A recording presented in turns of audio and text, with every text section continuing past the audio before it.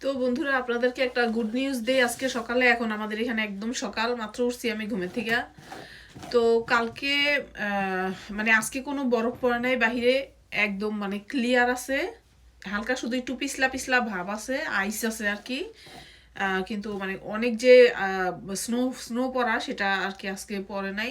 তো বলতেছে আজকে বিকাল 5টা থেকে শুরু হবে পড়া, আর কালকে দুপুর 12টা পর্যন্ত আর কি মানে বরফ পড়তেই থাকবে। আর বরফের উচ্চতা হবে 30 সেন্টিমিটারের মতন। তো এটা নিয়ে আসলে খুবই ভয়ে আছি যে কালকে তো ফ্রাইডে, মানে আজকে যখন আমি কাছ থেকে বাসায় আসবো তখন তো আহ, মানে পড়বেই, সেই সময় তো একটা রিস্ক আছে, সে সময় পড়া শুরু হবে। আর মানে 5টা বাজে হইলো বরফ পড়া শুরু হবে, আর আমি কাজ থেকে আমার কাজ শেষ হবে 6:30টায়। তো একটু একটু রিস্ক আছে।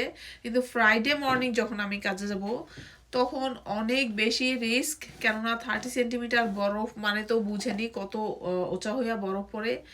সেই সময় গাড়ি চালানো, ড্রাইভ করা মানে খুবই একটা রিস্ক। জানি না কি হবে। বন্ধুরা সবাই আমার জন্য দোয়া করবেন যেন আমি এবং আমার গাড়িটা যেন ঠিকঠাক মতো আমি কাজে যেয়ে পৌঁছাইতে পারি বা কাজে থেকে বাসায় আসতে পারি। ধন্যবাদ সবাইকে।